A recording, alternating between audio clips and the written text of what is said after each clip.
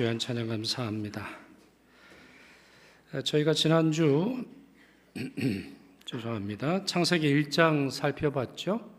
하나님께서 일하시는 분이라고 하는 사실, 또 하나님께서 그분의 형상으로 우리를 지으셨다는 점에서 인간 역시 일함으로 말미암아 하나님의 창조의 목적을 성취하는 존재가 된다라고 하는 사실, 우리가 하나님으로부터 축복을 받았는데 생육하고 번성하고 땅에 충만할 뿐만 아니라 다스리고 정복하는, 달리 말해서 우리의 일, 또 우리가 하는 직업, 우리가 맡은 직업을 통해서 하나님의 창조 섭리의 목적을 이루어야 한다 말씀을 드렸습니다. 자, 그렇다면 여러분, 지난 월요일은 어떻게 보내셨습니까?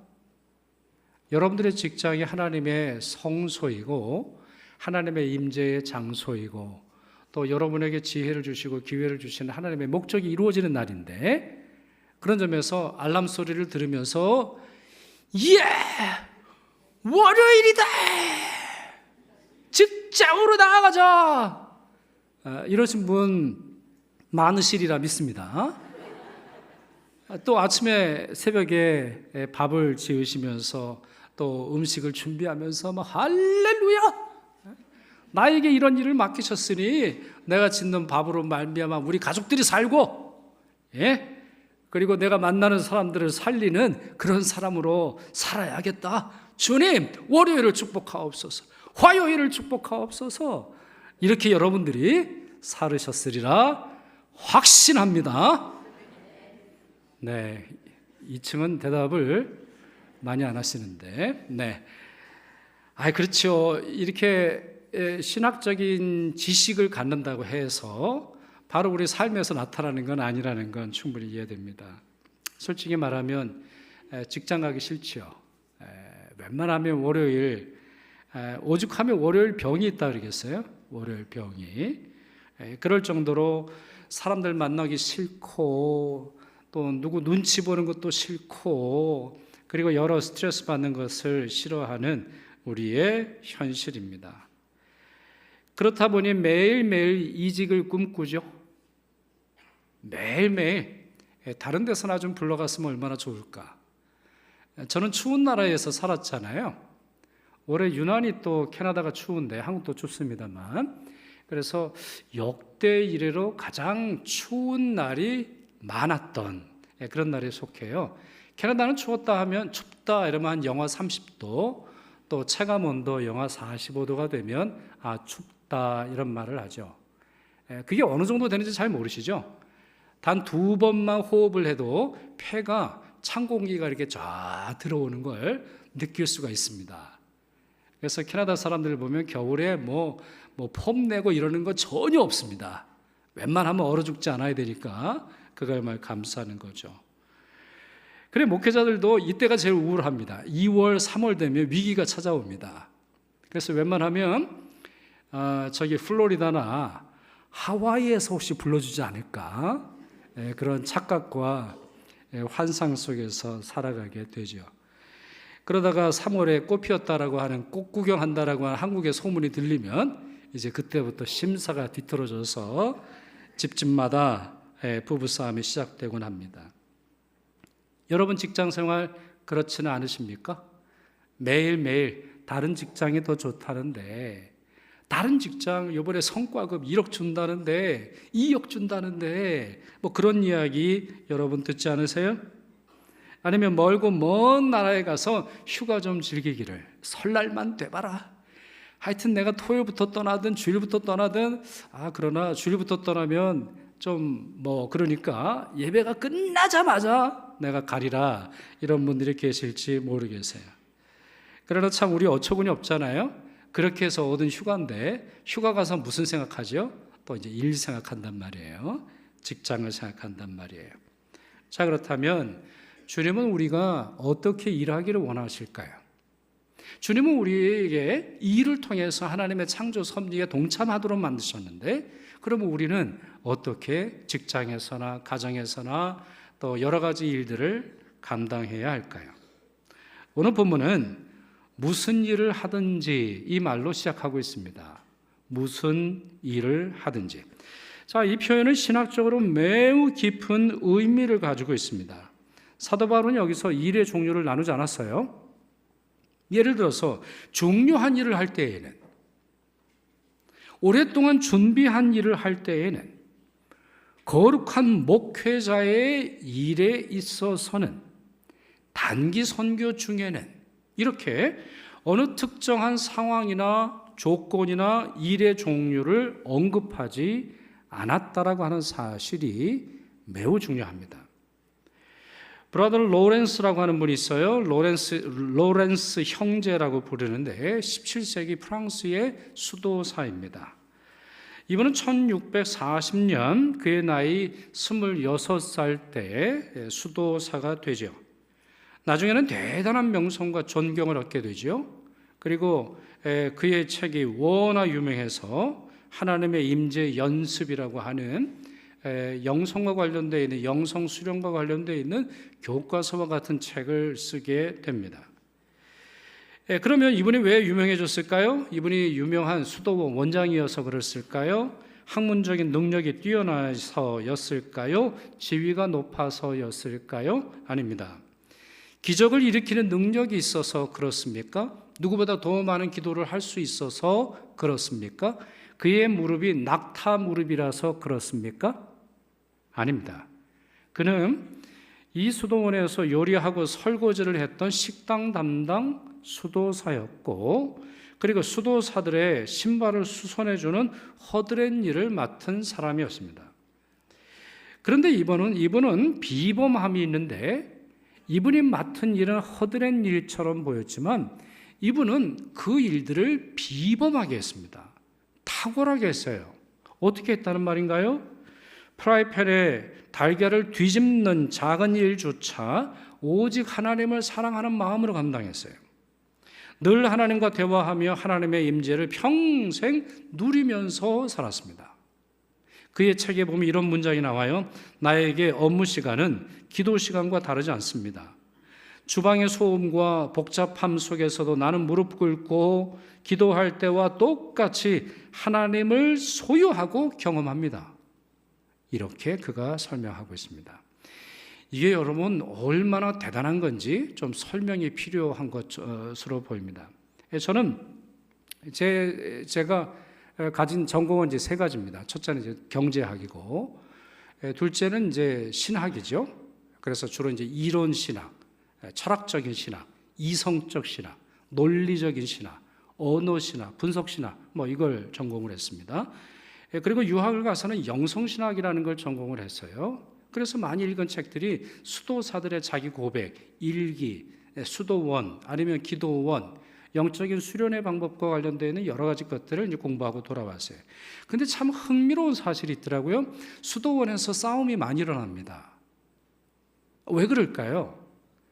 여러분, 수도원에 들어간 사람들의 그 의도와 목적은 뭐겠어요? 수도원에 들어갔으면 당연히 기도를 더 하고 싶어서 아닐까요? 기도를 더 하고 싶어서 수도원에 들어가지 거기서 허드렛 일 하고 싶어서 갔겠어요? 여러분 어떻게 생각하세요? 거기서 김장 담그고, 거기서 설거지나 하고, 거기서 청소나 하고, 거기서 걸레질을 하려고 수도원에 들어간 사람들이 얼마나 많이 있을까요? 그렇기 때문에 많은 수도사들이 서로 경쟁합니다. 나는 오늘 2시간밖에 기도를 못했는데 저 사람은, 저 수도사는 수도원장한테 잘 말해가지고 6시간이나 기도를 하게 되었어. 그래가지고 그 마음속에 있는 비교심, 내 생각, 내 의대로 되지 않음으로 말미암아 일어나는 갈등들이 얼마나 많은지 몰라요. 이분의 경우로 생각을 해보세요. 이분은 자기 업무와 기도 시간이 서로 다르지 않았어요.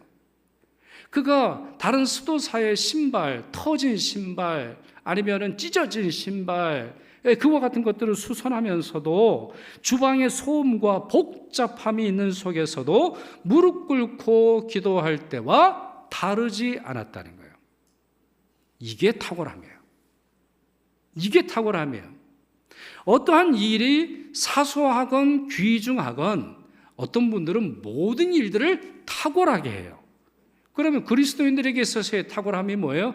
하나님과 함께함이죠. 하나님의 영광을 위해서 하는 것, 바로 그것이 이 로렌스 수도사에게서 잘 나타나고 있고 사도 바울이 말하는 것이 바로 그런 의미입니다. 무슨 일을 하든지. 달리 말해서 성과 속, 거룩함과 속된 것을 구분하지 않아요? 큰 일과 작은 일을 구분하지 않아요? 목사의 일과 평신도의 일을 구분하지 않아요? 내 일과 남의 일을 구분하지 않는다는 말이에요. 그런 후에 바울은 마음을 다하여 하라 이렇게 고면했습니다. 그러니까 무슨 일을 하든지 마음을 다하여 이렇게 되어 있다라는 것이죠. 자, 여기서 마음을 다한다라고 하는 말은 단순히 열심히 한다, 열심히 하라, 열심히 하면 돼, 최선을 다했으면 괜찮아 이런 말이 아닙니다.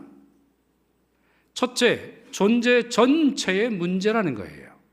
성경에서의 마음이라고 하는 것은 겉으로 드러나지 않는 속을 의미하면서 동시에 우리 존재 전체를 의미합니다. 풀어서 말하자면 일할 때 자기 존재의 전체를 쏟아부어서 최선을 다하라는 뜻이죠. 둘째, 방향의 문제입니다. 달리 말해서 마음을 살피시는 하나님의 마음에 들도록 최선을 다하라는 거예요. 오늘 우리 반주팀, 또 찬양대, 그리고 여러 성가 우리 함께 예배를 드리시고 교회에서 봉사하시는 여러분도 마찬가지라는 거예요. 사람들이 보는 거 사람들이 보죠. 그러니 신경도 쓰셔야 되겠습니다만 마음을 다한다라고 하는 말은 그 마음을 주관하시고 살피시는 하나님을 의식하며 그 일들을 하라는 거예요. 골로새서 3장 22절 바로 앞절입니다. 조금 전에 설명드린 말씀의 앞절. 종들아 모든 일에 육신의 상전들에게 순종하되 사람을 기쁘게 하는 자와 같이 눈가림만 하지 말고. 자, 쉽게 이해가 되시죠? 어떤 종들은 눈가림만 한다는 거예요. 주인이 보면 막 하는 척을 해. 그리고 주인이 안 보면 바로 카톡을 하는 거죠. 뭐 카톡 보고 자기가 원래 하려다가 하는 거고. 그래 또 들키면은 아니 그럼 손님도 없는데 내가 뭘 하겠습니까? 뭐 이런단 말이에요.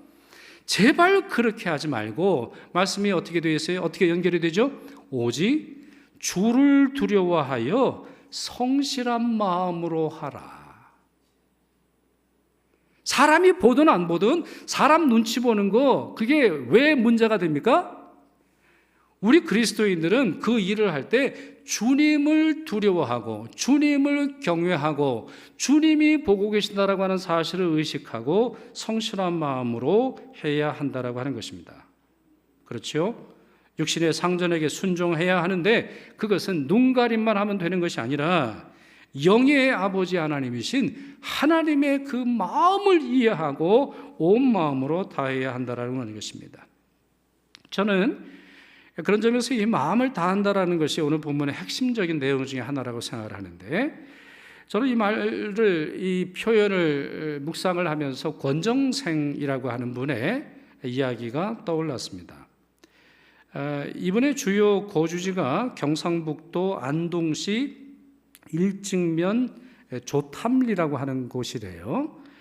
근데 이분은 16년간 그곳에 있는 작은 교회의 종직이로 살았습니다. 종직이 뭔지 아시죠? 예배 드리기 전에 땡그랑 이제 한다는 거예요. 근데 이분은 한겨울 살을 내는 오늘 같은 아주 추웠고 차가운 날씨에도 절대로 장갑을 끼지 않았대요. 맨손으로 그 줄을 잡고 쳤다는 겁니다. 주변 사람들이 걱정을 하면서 묻습니다. 왜 장갑을 안 끼십니까? 그러면서 장갑 선물을 많이 해주기도 했다 그래요. 그런데 이분이 이렇게 대답했다고 하지요. 주님의 종을 치는데 어찌 장갑을 끼고 대충 할 수 있겠습니까? 차가운 밧줄이 제 손바닥에 닿을 때 저는 비로소 주님과 온전히 연결되어 있음을 느낍니다. 대단하잖아요, 여러분. 누군가에게는 그냥 종치는 건데 뭐 종치는 게 그게 뭐가 어렵겠어요? 여러분 어떻게 생각하세요? 저도 뭐 어렸을 때부터 서울에서만 태어나고 자랐으니까 종치는 거 뭐 잘 모릅니다. 아무리 생각해봐도 종치는 거 그게 뭐가 어려워요? 그게 뭐 횟수가 틀리는 거 뭐 그 정도나 헤아릴 정도지 그냥 아무나 하는 거죠. 장갑을 끼고 하면 어떻고 기계로 치면 어떻고, 종 끌어내리고 그냥 녹음한 거 틀어줘도 어떻겠습니까만은 이렇게 생각하는 사람들이 있다는 거예요. 그 줄을 잡을 때 주님과 자기 자신이 연결되는 신비한 어떠한 연결을 느낀다라고 말하는 거예요. 이게 뭐라는 거예요? 마음을 다하여 하는 거예요. 마음을 다하여 우리 마음을 살피시는 그 하나님을 느끼면서 우리의 진정한 조물주가 되시는 그분을 위해 행동한다라고 하는 것이죠. 마음의 지극함, 정성의 지극함, 실력의 지극함, 태도의 지극함으로 일하라고 하는 것이고, 그렇게 함으로 사람이 아니 하나님이 기뻐하시도록 행동하는 것을 의미합니다. 그렇게 이 23절 말씀은 이렇게 연결이 되어 있어요. 마음을 다하여 주께 하듯 하고 사람에게 하듯 하지 말라. 사람 눈치 보는 건 마음을 다하여 주께 하는 것이 아니라는 거예요. 사람 눈치 안 본다고 하면서 자기 멋대로 하는 것도 마음을 다하는 게 아니에요. 자기 생각대로 행동하는 것이지. 자, 그러나 다시 묻게 됩니다. 굳이 그렇게 할 필요가 있을까요? 굳이 오늘 우리 점심 식사한 다음에 설거지 어떻게 하죠? 권정생 선생님은 장갑을 안 꼈다 그러는데 우리 오늘 주방팀 큰일 났습니다. 고무 장갑을 끼셔야 할 텐데, 아니 일을 해도 요령껏 해야지요. 그리고 너무 열심히 하다가 손해볼 가능성이 많아지지 않을까요? 아닙니다. 그런 염려할 필요가 없습니다. 그 이유를 24절에서 이렇게 설명하지요. 같이 있습니다. 이는 유업의 상을 주께 받을 줄 알미니. 그렇습니다. 무슨 일을 하든지 마음을 다하여 주께 하듯 해야 하는 본질적 이유가 여기 있습니다. 우리가 마음을 다하여 해야 하는 이유가 여기 있는 거예요. 첫째, 주님이 우리의 진짜 보스이기 때문입니다. 여러분들 직장의 사장님이 여러분들의 진짜 보스가 아니고 여러분들의 진짜 사장님, 여러분들의 보스가 주님이시라는 말입니다. 그래서 이 문장에 보면 다시 제가 읽어보죠. 이는 유업의 상을 예수께서, 그리스도께서, 하나님께서라고 쓸 수도 있었는데 누가 주신다고 되어 있어요? 주께서. 달리 말하면 그분이 주인이시라는 말이죠. 그리고는 후반절에 이렇게 되어 있죠. 너희는 주 그리스도를 섬기느니라. 너희는 그 일을 통해서 주를 섬긴다. 너희 주인이 누군지 분명하게 인식하라. 이렇게 설명하고 있는 것입니다. 이와 같은 말씀을 우리는 골방 기도를 통해서도 확인할 수 있죠. 마태복음 6장 6절 보시면 이런 말씀이 있는데, 너는 기도할 때에 내 골방에 들어가 문을 닫고 은밀한 중에 계신 내 아버지께 기도하라. 자, 그런 다음에 말씀이 이렇게 되어 있어요. 은밀한 중에 보시는 내 아버지께서 뭐 하세요? 갚으시리라. 자, 이 말씀의 맥락을 많은 분들이 아시겠습니다만 어떤 사람들은 외식적 기도를 해요. 뭐 예를 들어서 유대인들의 외식적 기도가 뭐예요? 장황해. 할렐루야, 하늘에 계시고 모든 세상 만물을 주관하시며. 근데 그 표현이 신학적인 게 아니라 매우 의도되어 있어요. 사람 들으라고.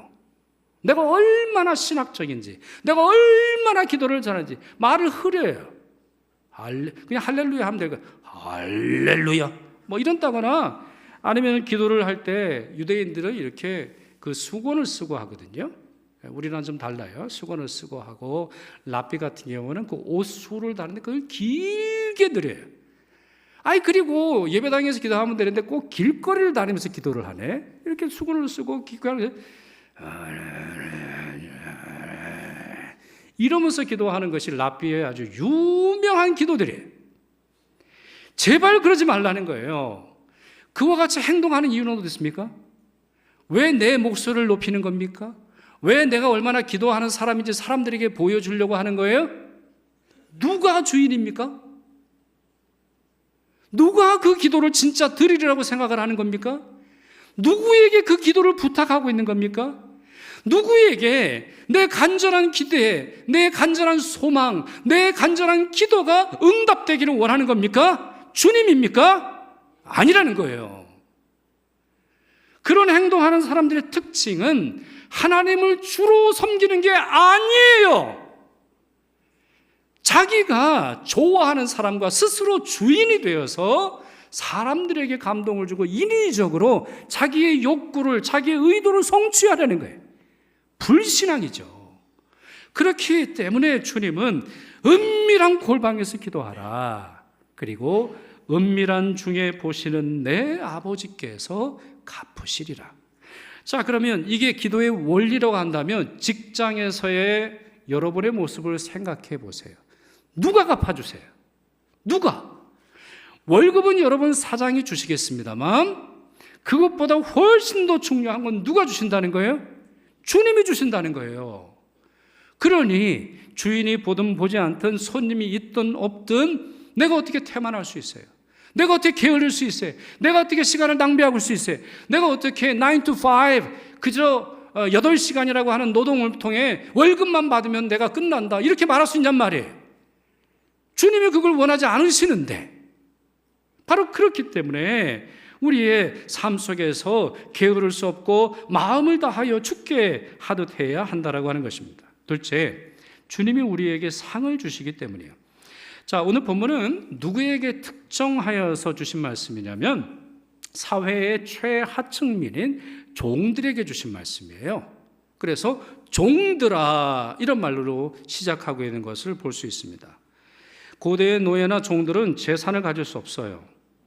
특별히 유산 상속을 할 수 없고 받을 수도 없습니다.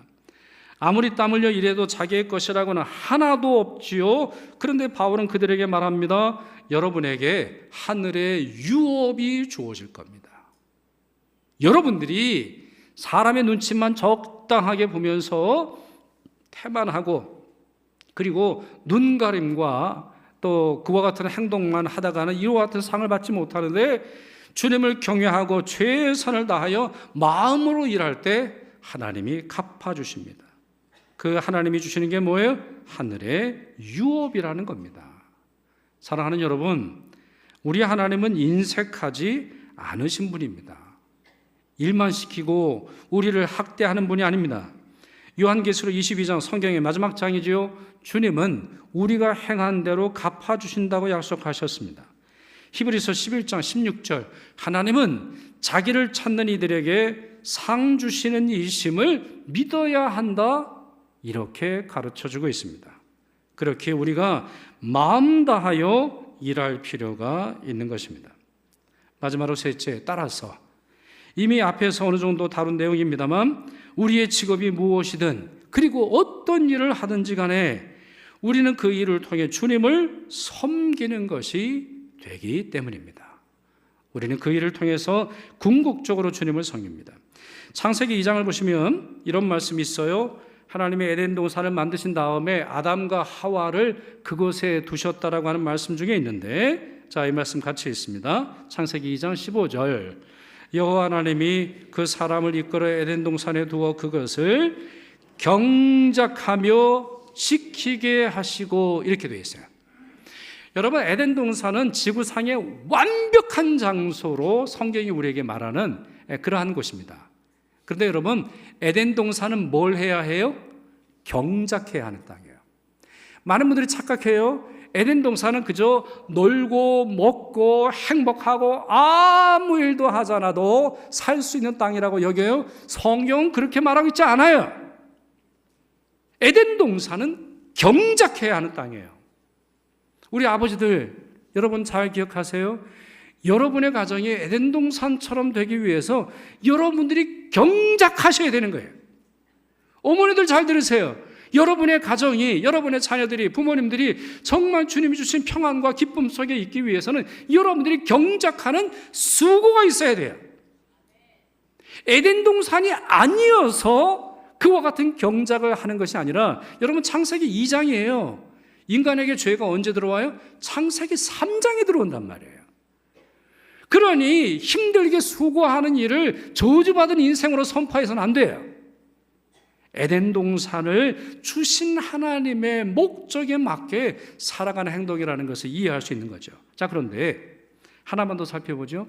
이 경작한다라고 하는 단어, 우리가 생각할 때는 농사를 지을 때 땅을 갈아엎는다거나 씨앗을 뿌린다거나 모종을 심는다거나 이게 경작인데, 원래 이 히브리어 아바드라고 하는 말의 또 다른 뜻은 섬기다, 예배하다 이런 뜻입니다. 중의적이에요. 한 단어를 가지고 어떤 문장에서는 경작하다라는 말을 쓰지만 어떤 문장에서는 예배하다 이런 뜻을 가지고 있다는 거예요. 그래서 그런지 여러분 영어에서 예배라고 하는 단어는 worship보다 service라는 말을 훨씬 더 많이 씁니다. 우리 한국 사람들은 어색해서 영어로서도 worship service 이런 말을 합니다만 그렇지 않아요. 서비스가 worship이라고 하는 말보다 훨씬 더 많이 사용되는 일반적 단어예요. worship이라는 말은 뭐예요? 영어 단어 worship, 예배라고 하는 말인데 뭐가 worship이에요? worth, 가치 있는 것을 하나님께 드리다. 그래서 레위기에 보면 하나님께 드리는 모든 것은 점과 흠이 없어야 돼요. 점과 흠이 없어야 돼요. 왜? 하나님은 가치 있는 것을 받으시기에 합당하시는 영광의 주님이라서 그런 거예요. 하나님은 싸구려를 받지 않으세요. 하나님은 쓰다 남은 걸 받으시는 게 아니에요. 하나님은 고급품을 드려야 한다라고 하는 말이 아니라 그 마음의 정성에 최상의 가치를 담아 드리는 것을 원하신다는 거예요. 하나님은 눈속임에 빠지시는 분이 아니에요. 우리가 드리는 돈 몇 푼에, 우리가 드리는 봉사에 몇 가지 가고한데 우리에게 축복을 쏟아부어주시는 복의 밴딩 모션이 결코 아니에요. 그러면 서비스라는 말이 왜 예배예요? 우리는 하나님을 섬김으로 예배하는 거예요. 예배는 섬길 때 예배가 되는 거예요. 아무 일도 하지 않고 그저 와서 하나님이 주시는 복을 받기만 하면 되는 거, 그게 예배의 본질이 아니라는 거예요. 물론 예배의 요소, 예배의 목적과 축복에 그 가운데 있지만 따라서 우리가 핸드폰을 꺼야 되는 거예요. 따라서 집중해야 되는 거예요. 따라서 예배를 하기 전에 10분 전에 올간이 연주가 되면 모든 걸 중단해야 돼요. 옆 사람이랑 대화하지 마세요. 이제 10분 후면은 예배가 시작되잖아요. 거기서 우리 생명줄을 붙들어야 되는 거 아니에요? 여러분, 이번 주에 우리 암 수술 받으시는 분이 3분이에요. 지금 예배를 드릴 때 어떤 분은 생명을 걸고 예배를 드린단 말이에요. 가치 있는 것을 드릴 뿐만 아니라 우리는 나와 같은, 그와 같은 상황 속에서도 서비스, 하나님께 드림으로 말미암아, 내가 한 일로 말미암아 정성을 다해 섬김으로 말미암아 예배하는 거예요. 그래서 오늘 본문은 어떻게 마무리되고 있습니까? 모든 일에 누구든지 어떠한 일을 맡든지 마음을 다해 주를 섬기라, 이렇게 되면서 너희는 주 그리스도를 섬기느니라, 이렇게 마무리하고 있는 것입니다. 그렇습니다. 우리는 이 일을 통해 그리스도를 섬기는 것입니다. 자, 이제 말씀을 정리하죠. 지난주 그리고 이번 주 오늘 2번에 걸쳐서 일의 신학, 또 일의 영성에 대해서 나누었습니다. 일은 축복입니다. 또 우리의 일터는 거룩한 재단입니다. 그리고 하나님은 우리가 무엇을 하느냐에만 관심을 두시는 것이 아니라 어떤 태도로 그것을 수행했느냐 관심을 갖고 계신다는 것을 배웠습니다. 그러니 첫째, 일을 시작하시기 전에 반드시 기도하십시오. 가게 문 여시기 전에 기도하십시오. 주님을 만나도록 기도하십시오. 주님이 사장이라고 하는 사실을 선언하십시오. 주님의 땅이라는 것을 선언하십시오. 그것이 여러분의 기도의 재단이 됨을 선언하십시오. 악한 마귀 틈타지 않도록 선언하십시오. 그래서 여러분의 기도가 진짜 비타민과 영양제가 되도록 하십시오. 둘째, 승진과 이직만을 생각하지 마시고 고액 연봉만을 쫓지 마시고 작은 일도 정직하고 성실하게 수행하십시오. 작은 일이라도 사소한 일이라도 위대하게 감당하십시오. 그 위대함은 여러분의 이름을 드러내는 것이 아니라 하나님의 영광스러운 이름이 드러나는 것에 있음을 기억하십시오. 셋째, 상사, 동료들을 그리스도의 사랑으로 대하십시오. 사직서를 품고 언젠가는 던지고 내가 나오리라, 이런 생각만 하고 계지 마시고 사랑의 마음을 품으시길 바랍니다. 넷째, 불평 대신에 일할 수 있다라고 하는 사실에 감사하십시오. 움직일 수 있다라고 하는 사실에 감사하십시오. 병원에 갈 수 있다라고 하는 사실만으로도 감사하십시오. 약을 먹을 수 있다라고 하는 사실만으로도 감사하십시오.